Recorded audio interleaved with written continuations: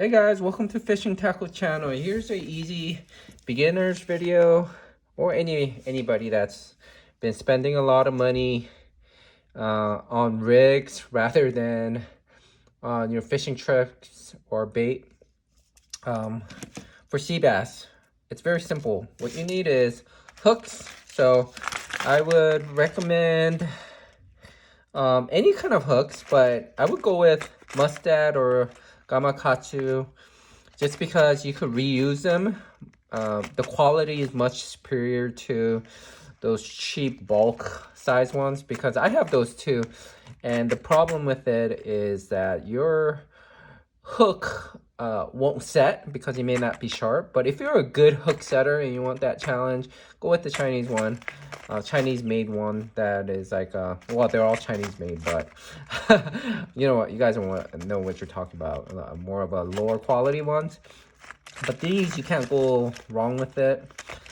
So there's 6-0 hook or 5-0 hook.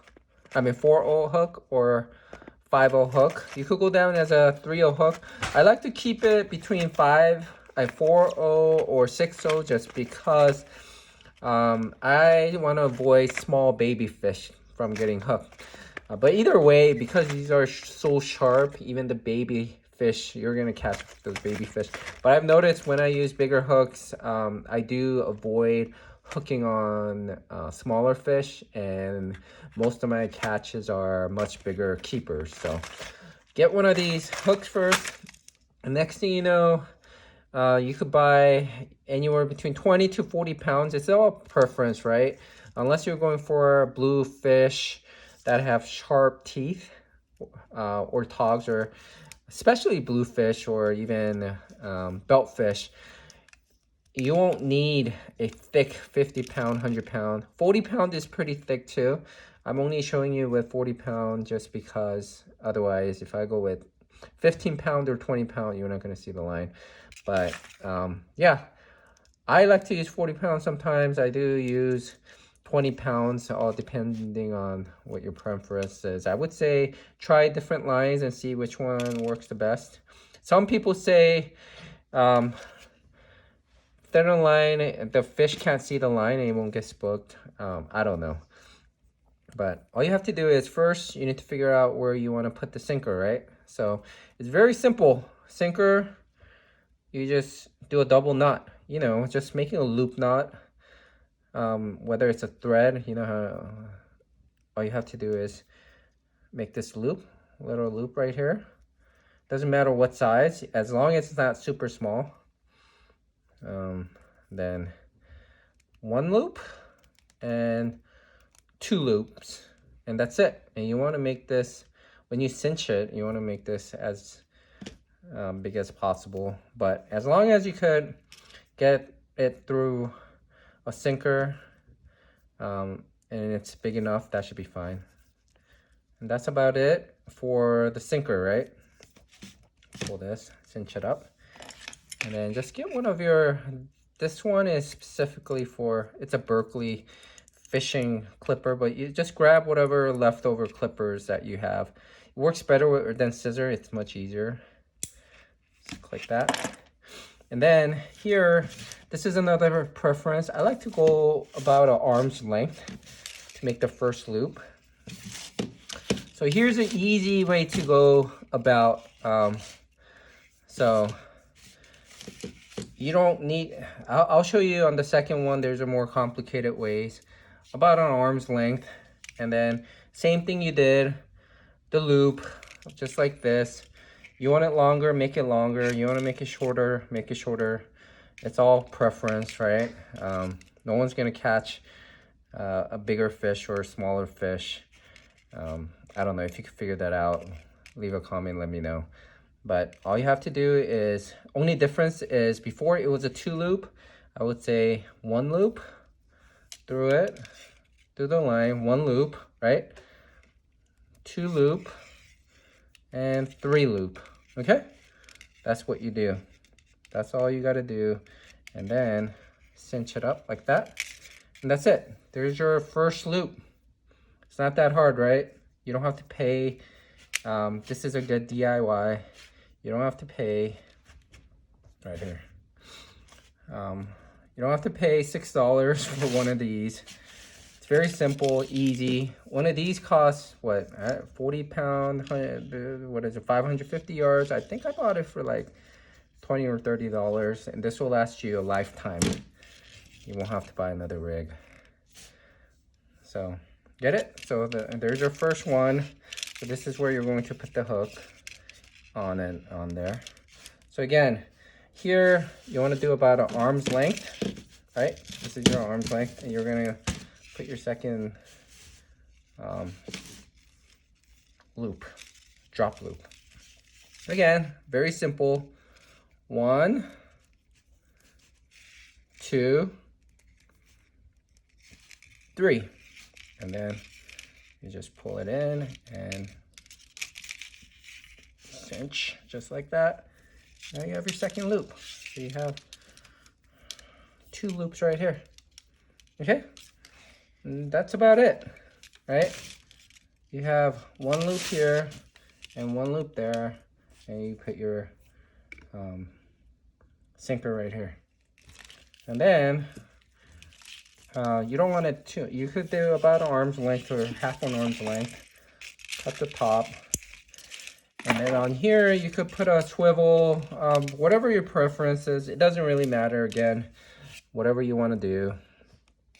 But make it a smaller loop right here if you don't want to put a swivel, right? So just a 2 double loop should do it. It shouldn't come off. Okay, 1 loop, and then second loop, just like that.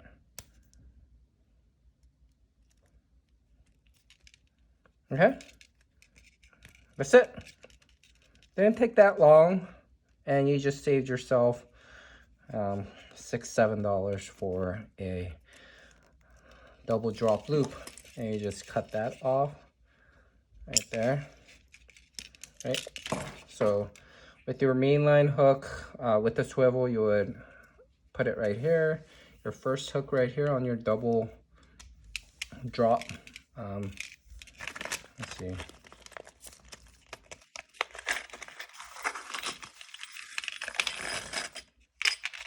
The 8 hooks, and then put that loop through that hook, however you want to do it, just like that, and that's it. That's what you get right here. So again, you could do a double loop. I do a triple loop just because it gives you a better presentation. It takes a line off of your main line sometimes with double loop, and also 40 pounds will give you a little bit more this type of presentation. If you go with 20 pounds line, it'll fall down, but I've noticed they work fine. Again, if there's a bluefish, it's going to cut through a 15 pound, 20 pound line like butter. 40 pound, it'll still cut through, but it won't be as easy. But this is all you need. One of these, and then on your second loop, you can put another hook. Just like that.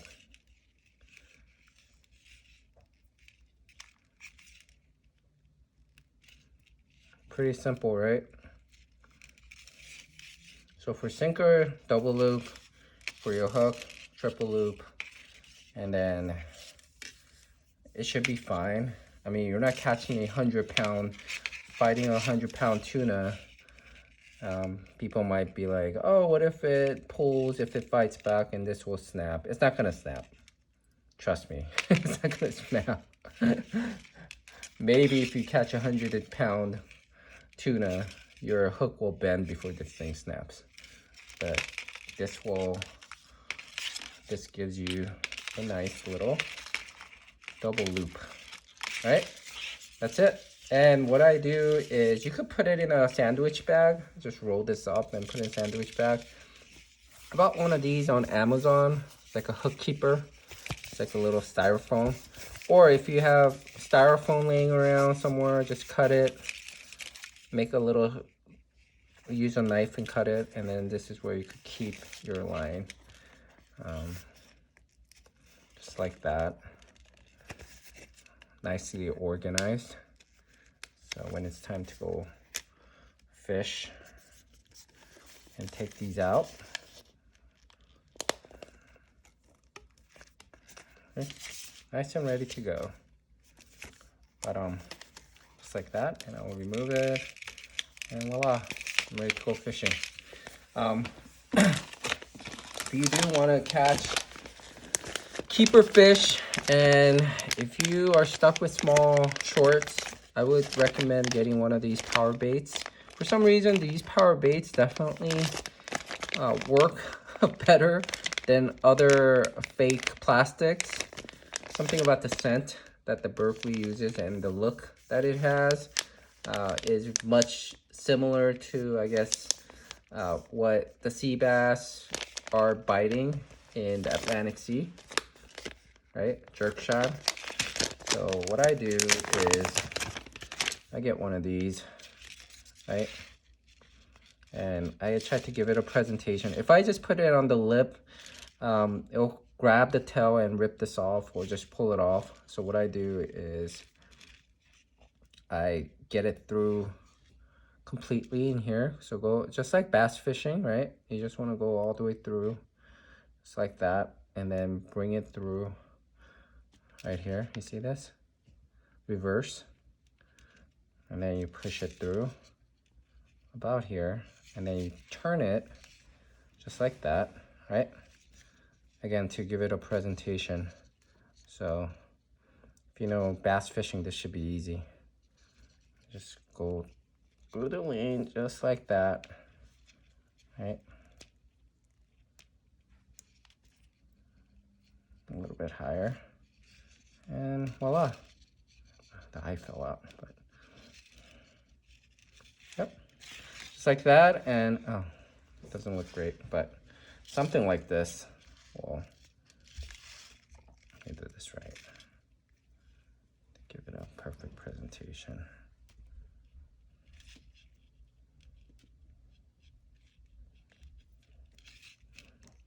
So cheap. Right. You get one of these, just like this.